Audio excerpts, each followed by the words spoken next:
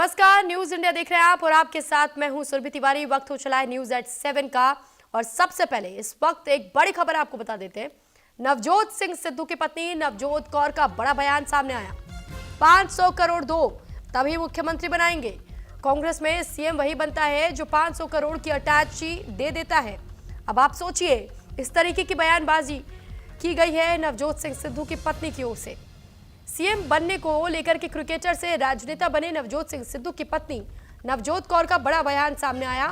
नवजोत कौर ने कहा कि कांग्रेस में सीएम वही बनता है जो 500 करोड़ देता है। 500 करोड़ की अटैची दे देता है तो फिर उसे मुख्यमंत्री बना दिया जाएगा।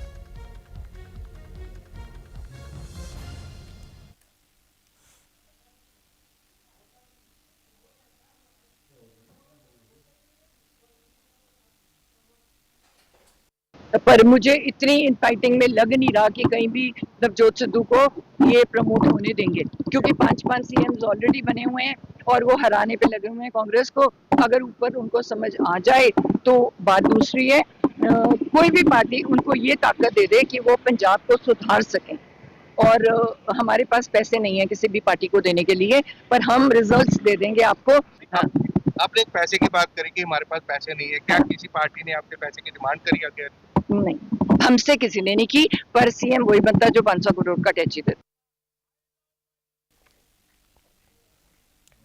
तो पंजाब कांग्रेस के नेता और पूर्व प्रदेश अध्यक्ष नवजोत सिंह सिद्धू जी की पत्नी नवजोत कौर सिद्धू ने गंभीर आरोप लगाया कि कांग्रेस में मुख्यमंत्री का पद कम से कम 500 करोड़ रुपए की अटैची में देने पर ही संभव है। अब इसी को लेकर बीजेपी ने कांग्रेस पर हमला बोल दिया। बीजेपी प्रवक्ता सुधांशु त्रिवेदी ने कहा, यह स्पष्ट है कि भ्रष्टाचार में आकंठ डूबी कांग्रेस के अंदर भ्रष्टाचार का रोग संगठन तक फैल चुका है। देश की जनता सावधान रहे, ये लोग पार्टी के अंदर भी लोकतंत्र के दुश्मन हैं और बाहर भी। इनके हाथों न संविधान सुरक्षित है और न ही पार्टी का संविधान। अपने को मासूम दिखाने के प्रयास बेनकाब हो चुके हैं, क्योंकि आपके ही नेताओं की जुबानी आपके भ्रष्टाचार की कहानी सामने आ रही है। आज पंजाब कांग्रेस की नेता और पंजाब कांग्रेस के पूर्व प्रदेश अध्यक्ष रहे नवजोत सिंह सिद्धू जी की पत्नी नवजोत कौर सिद्धू जी ने बहुत गंभीर आरोप लगाया है।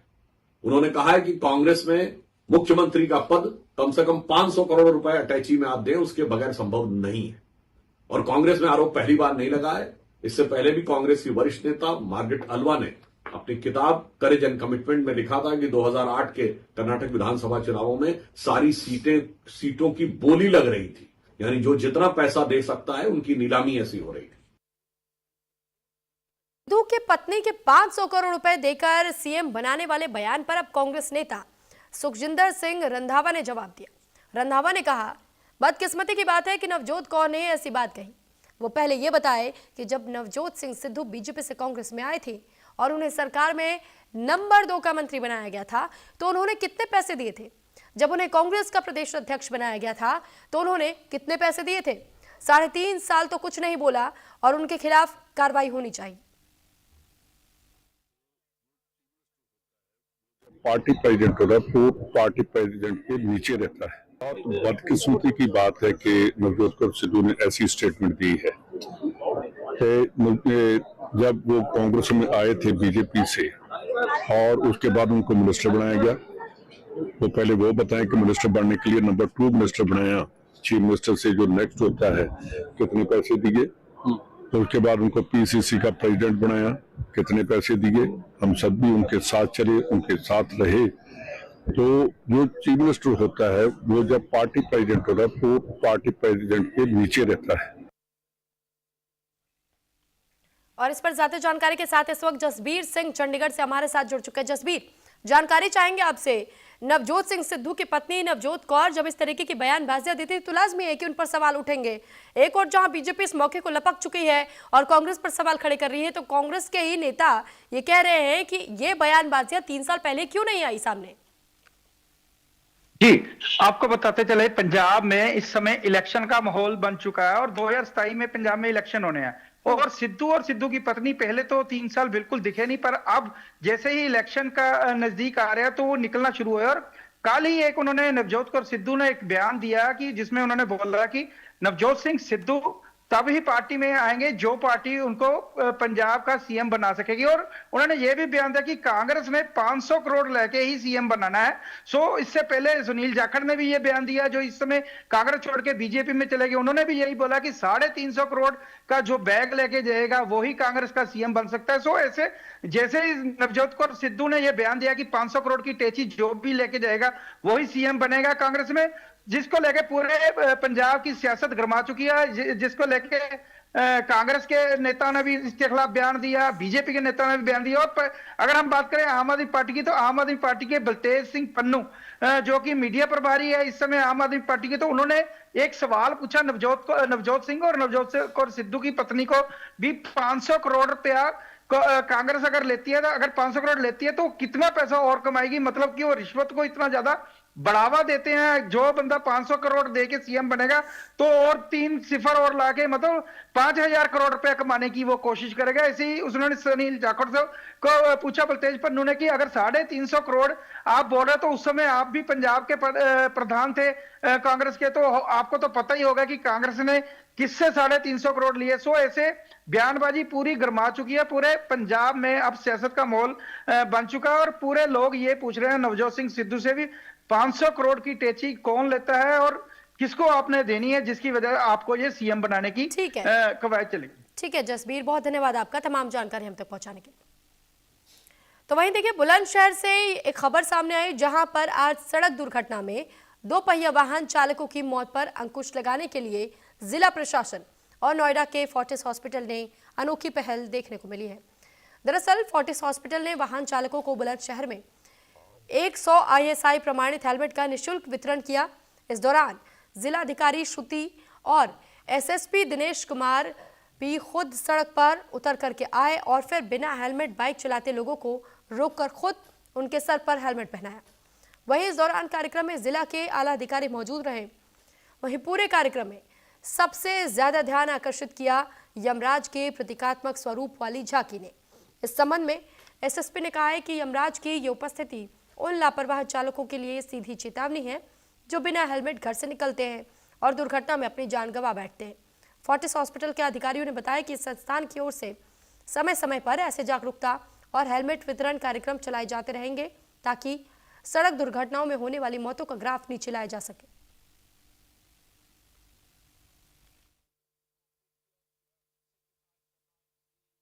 फोर्टिस हॉस्पिटल नोएडा के सौजन्य से आज 100 हेलमेट जो है हम वितरित कर रहे हैं उन लोगों को जिन्होंने हेलमेट धारण कर नहीं किए हुए हैं। वैसे तो ये कई बार देखा जाता है कि लापरवाही से ही लोग ऐसा करते हैं, उनके पास हेलमेट होते हुए भी नहीं लगाते हैं और इसको लेके पुलिस लगातार जागरूक भी करती रही है और ना करने वालों के खिलाफ, उल्लंघन करने वालों के खिलाफ कार्रवाई भी करती रही है। इस जनपद में भी अगर हम लोग डेथ को देखें, एक्सीडेंटल डेथ में, तो उसमें बहुत बड़ी संख्या जो है हेलमेट न लगाने की वजह रही है। उसी को दृष्टिगत रखते हुए अभी जिलाधिकारी महोदया और हम लोग जो है लोगों को इस बात के लिए जागरूक भी कर रहे हैं कि रोड सेफ्टी से संबंधित आज हम यहाँ आयोजन कर रहे हैं। बहुत खुशी की बात है कि फोर्टिस हॉस्पिटल ग्रेटर नोएडा ने अपनी CSR एक्टिविटी के तहत जनपद बुलंदशहर में एक बहुत ही बढ़िया क्वालिटी के हेलमेट्स जो ISI मार्क्ड हैं वो आम जनता के बीच में बांटने का एक बहुत अच्छा मैसेज दे रहे हैं, ताकि आम लोग जो हैं सड़क सुरक्षा, जो आपके सुरक्षा व्यक्ति को स्वयं करनी चाहिए हेलमेट डाल के, उसके बारे में जागरूक हम लोग करने आए हैं यहाँ पे। मैं बहुत बहुत बधाई देना चाहती हूँ फोर्टिस ग्रेटर नोएडा को भी। और आज हम लोग हमारे राहगीर, हमारे जो सड़कों पे हमारे कम्यूटर्स हैं, उनमें हेलमेट वितरण करेंगे। जहां एक और शासन प्रशासन तमाम सड़क दुर्घटनाओं को लेकर खासी प्रयासरत है कि उनको कैसे रोका जाए, तो वहीं दोपहिया वाहन चालकों की सेहत को लेकर निजी अस्पतालों द्वारा भी एक मुहिम छेड़ी गई है, जिसके चलते आज बुलंदशहर में कालेआम चौराहे पर नोएडा के फोर्टिस अस्पताल द्वारा 100 उत्कृष्ट हेलमेटों का वितरण कराया गया। कार्यक्रम में मौजूद DM श्रुति तथा SSP दिनेश कुमार द्वारा उन वाहन चालकों को हेलमेट पहनाए गए जो घर से बिना हेलमेट के बाइक लेकर निकले थे। कैमरा पर्सन धर्मेंद्र सिंह के साथ पुनीत शर्मा, न्यूज़ इंडिया, बुलंदशहर। तो वहीं यूपी के मथुरा से बड़ी और चौंकाने वाली खबर सामने आई। थाना बरसाना पुलिस और SOG टीम की संयुक्त कार्रवाई में 5 दिसंबर को कुएं में मिले व्यापारी महादेव की हत्या का मामला सुलझ गया। पुलिस ने नौकर गुलशन और उसके 3 साथियों को गिरफ्तार कर जेल भी भेज दिया। जानकारी के अनुसार 5 दिसंबर को थाना बरसाना इलाके में एक कुएं में व्यापारी महादेव का लहूलुहान शव मिला था। एक नजर में ही स्पष्ट था कि किसी ने व्यापारी के सिर पर प्रहार किया और उसकी हत्या कर दी और सबूत मिटाने के लिए शव को कुएं में फेंक दिया। साथ ही महादेव के पास रखी नकदी भी लूट ली गई। महादेव के भाई ने अज्ञात व्यक्तियों के खिलाफ लूट और हत्या की एफआईआर भी दर्ज कराई थी। पुलिस की जांच में चौंकाने वाला खुलासा हुआ, हत्या का मास्टरमाइंड महादेव का ही नौकर गुलशन था। पूछताछ में गुलशन ने बताया कि महादेव अक्सर उसकी मां और बहन पर अश्लील टिप्पणी करता था। इसके अलावा गुलशन के पिता ने महादेव से भैंस खरीदने के लिए 40,000 रुपए उधार लिए थे। महादेव ने गुलशन से कहा कि अगर वो कर्ज नहीं चुका सकता तो अपनी बहन को उसके पास छोड़ दे। इस बात से नाराज होकर गुलशन ने अपने 3 साथियों सोनू, मोहित और सचिन के साथ मिलकर के हत्या की साजिश को अंजाम दिया।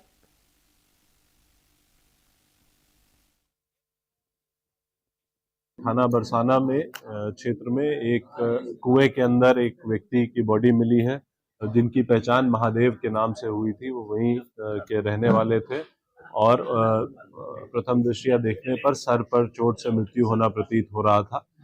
इस संबंध में परिवार की तहरीर पर मुकदमा सुसंगत धाराओं में पंजीकृत किया गया था, जिसकी विवेचना के दौरान आज 4 अभियुक्तों को गिरफ्तार किया गया है।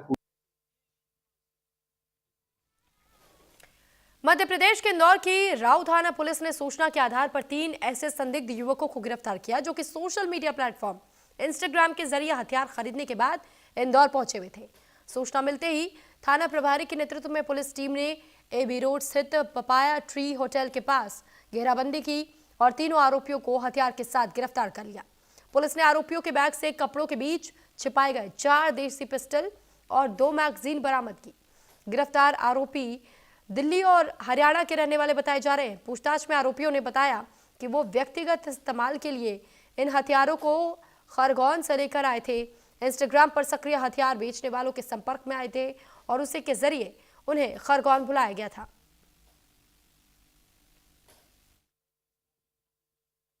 दिल्ली तस्करी करने ले जा रहे थे, तो इसी सूचना पर से जो पपाया ट्री होटल है वहां पे नाकाबंदी की गई और जिस बस में वो ट्रेवल कर रहे थे उस बस को रोका गया और जब उन तीनों के बैग्स चेक किए गए तो उसमें से हमें 4 देसी पिस्टल और 2 मैगजीन बरामद हुई। जब उनसे पूछताछ की गई तो उनने ये बताया कि वो एक इंस्टाग्राम की आईडी थी बिंदर पाजी के नाम से, उस आईडी के थ्रू किसी खरगोन के सिकलीगर से संपर्क में आए थे और उनने हथियार खरीद फरोख्त को लेकर उनकी बातचीत हुई। इसमें जो है तीनों को गिरफ्तार किया गया और इसमें से एक आरोपी के पहले भी आर्म्स एक्ट के प्रकरण है। अभी तीनों को जो है कोर्ट में पेश किया जा रहा है और इसमें पुलिस रिमांड ली जाएगी। तो गोवा के Birch by Romeo Lane night club में शनिवार को लगी आग का मामला तूल पकड़ता जा रहा है। ताजा कार्रवाई में गोवा पुलिस ने नाइट क्लब के फरार मालिकों सौरभ और गौरव लूथरा के खिलाफ लुकआउट नोटिस जारी कर दिया है। अधिकारियों के मुताबिक दोनों आरोपी घटना के तुरंत बाद गोवा से भाग गए और उन पर देश छोड़ने की कोशिश करने का भी शक है। वहीं एहतियात के तौर पर देश भर के सभी एयरपोर्ट्स और पुलिस स्टेशनों को अलर्ट कर दिया गया। नाइट क्लब में लगी भीषण आग में कुल 25 लोगों की मौत हुई थी। आग इतनी भयंकर थी कि देखते ही देखते उसने पूरे क्लब को अपने आगोश में ले लिया और धधकने लगा। इस हादसे में मरने वालों में क्लब के 20 कर्मचारी और 5 पर्यटक बताए जा रहे हैं। ये दर्दनाक हादसा उत्तरी गोवा के अरपोरा गांव में हुई, जो कि पणजी से करीब 25 किलोमीटर की दूरी पर है।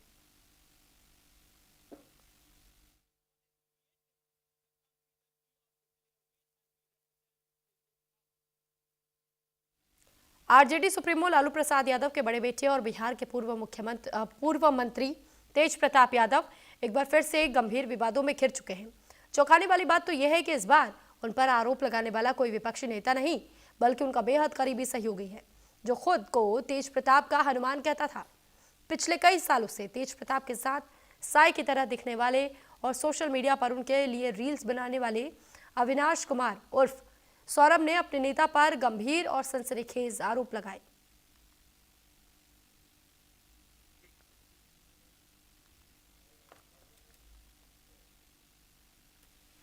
रिसेप्शन में गया तो उन्होंने तेज प्रताप यादव जी के लिए जितनी शिद्दत से चुनाव प्रचार करिएगा, मेहनत करेगा, उसका नतीजा ये है कि आपका बंडी फटा मिलेगा। 20 से 30 गुंडों के साथ मुझ पे आक्रमण किया गया, मारा गया बेहद घटिया तरीके से, जिसकी मैं घोर निंदा करता हूं। और 26 नंबर आवास के अंदर मारा गया है, तेज प्रताप यादव के आवास के अंदर। मुख्य दर्शक बन के सब देखते रह गए। न्यूड वीडियोस तक हमारी बनाई गई और मेरे फोन को 9 बजे से लेकर 1:30 बजे तक माननीय के आवास में रखा गया। माननीय के द्वारा जब यहाँ क्या नाम है खान सर के यहाँ रिसेप्शन में गए तो उन्होंने फोन मांगा तो मैंने दे दिया। उसके बाद फिर मार पीट करके प्रेम भैया हमारे रिश्तेदार हैं अंदर ले गए, ऐसे पहले ही तो अंदर ले गए। हम बोले कि नहीं जाएंगे मौसा, तो बोले कि हम है ना, कोई दिक्कत नहीं है। उसके बाद जब वो गए फिर उनको अलग कर दिया गया। उसके बाद मेरे साथ बेहद घटिया तरीके से मारा गया मुझे। विवेक प्रकाश और सारे लोगों ने मुझे बोला गया कि बोलो सुबोध, मैंने नहीं बोला, बहुत मारा गया मुझे। बोलो कि सतेंद्र राय बोला तो बहुत मारा गया मुझे। बोला गया मुझे बोलो भुट्टू, मैंने नहीं बोला। बांदा के रानी दुर्गावती मेडिकल कॉलेज से एक विचाराधीन कैदी फरार हो चुका है और इस मामले में कैदी की सुरक्षा में तैनात 4 हेड कांस्टेबल के खिलाफ मुकदमा दर्ज किया गया। ये कार्रवाई निरीक्षक विलास यादव की शिकायत पर की गई। फरार कैदी की पहचान उन्नाव निवासी अतुल सिंह के रूप में की गई है। वो बांदा जिला कारागार में बंद था और उस पर कई जिलों में लगभग 1.5 दर्जन से अधिक मुकदमे दर्ज बताए जाते हैं। जेल में निरुद्ध चोरी के अभियोग में गिरफ्तार बंदी का रानी दुर्गावती मेडिकल कॉलेज में इलाज चल रहा था। उसकी पैर में चोट लगने के कारण उसका अस्पताल में इलाज चल रहा था। उसी दौरान पुलिसकर्मी जो कि उसकी निगरानी में लगे थे, उन्हें चकमा देकर भाग जाने में वो सफल रहा और इसी के क्रम में समीचीन धाराओं में अभियोग पंजीकृत कर लिया गया है। उस भागे हुए बंदी के ऊपर इनाम भी घोषित कर दिया गया है और जिन पुलिसकर्मियों की लापरवाही के कारण वो भागने में सक्षम रहा, उनके खिलाफ प्रारंभिक जांच भी प्रचलित कर दी गई है। उस अभियुक्त को जल्द ही पकड़ लिया जाएगा और उसको पकड़ने के लिए टीम्स का गठन कर लिया गया है और अन्य विधिक कार्रवाई प्रचलित है। जनपद बांदा के रानी दुर्गावती मेडिकल कॉलेज से इलाज के दौरान एक विचाराधीन कैदी पुलिस को चकमा देकर फरार हो गया है। कैदी को चोरी के मामले में पुलिस ने गिरफ्तार कर मंडल कारागार में बंद किया गया था। पैर में चोट लगने के चलते इलाज के लिए उसे मेडिकल कॉलेज में भर्ती कराया गया था। फरार कैदी की गिरफ्तारी पर पुलिस ने 25,000 रुपए का इनाम घोषित कर दिया है। वहीं विशेष टीमें गठित की गई हैं। साथ ही ड्यूटी में तैनात पुलिसकर्मियों की लापरवाही की प्रारंभिक जांच शुरू कर दी है। बांदा से दुर्गेश कश्यप, न्यूज इंडिया। भारत में क्रिकेट प्रेमियों के लिए एक चिंताजनक खबर सामने आई है। आगामी गेम्स T20 वर्ल्ड कप के प्रसारण पर संकट के बादल मंडरा रहे हैं। मुख्य ब्रॉडकास्टर जियो स्टार ने टूर्नामेंट शुरू होने से ठीक 3 महीने पहले आईसीसी के साथ अपनी मीडिया राइट्स डील से पीछे हटने का फैसला किया। इस अप्रत्याशित कदम के पीछे कंपनी को हो रहा भारी वित्तीय नुकसान बताया जा रहा है, जिससे भारत में मैचों के प्रसारण को लेकर के अनिश्चितता की स्थिति पैदा हो चुकी है।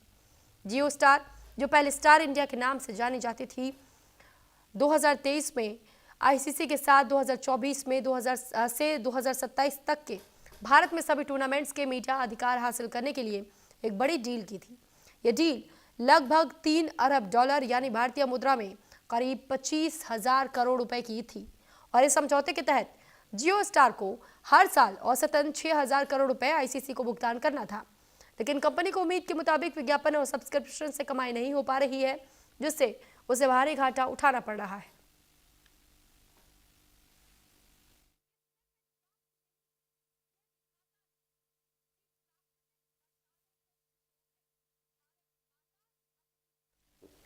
कुख्यात नक्सली कमांडर रामधेर मज्जी ने छत्तीसगढ़ के बखरकट्टा में सरेंडर कर दिया। रामधेर मज्जी हिडमा के समकक्ष का नक्सली बताया जाता था और उसके साथ 12 अन्य खूंखार नक्सलियों ने भी सरेंडर कर दिया। Central committee member CCM Ramdher Majji पर 1 करोड़ का इनाम भी घोषित था। इन नक्सलियों के सरेंडर के साथ ही महाराष्ट्र, मध्य प्रदेश, छत्तीसगढ़ जोन नक्सल मुक्त हो चुका है और सरेंडर करने वाले नक्सलियों में रामधेर मज्जी के अलावा 3 डिविजनल वाइस कमांडर और अन्य प्रमुख सदस्य शामिल हैं। इनके पास से AK-47 इंसास और SLR जैसे घातक हथियार भी बरामद किए गए।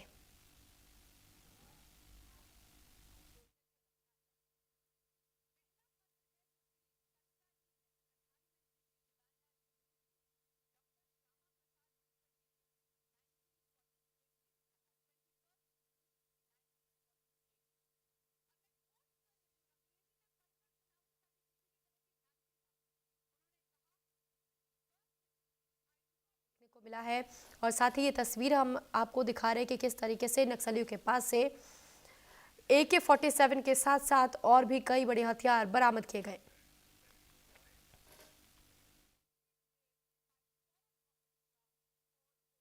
शीतकालीन वंडरलैंड और रिसोर्ट शहर बर्फबारी के ताजा दौर के बाद एक लुभावनी सफेद वंडरलैंड में तब्दील हो चुका है।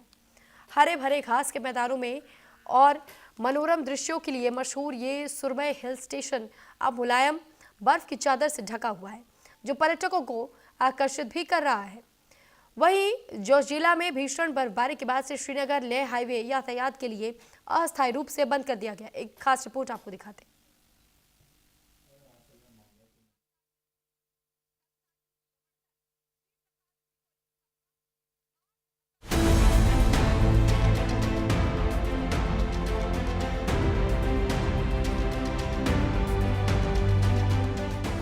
कश्मीर वो शहर जिसे वादियों का शहर कहा जाता है, वहीं हिमालय की गोद में बसा सोनमर्ग। लोग सोनमर्ग की वादियों को एक बार तो जरूर देखना चाहते हैं, जहां बर्फ की चादर ऐसे चमकती है जैसे आसमान में तारों का टिमटिमाना।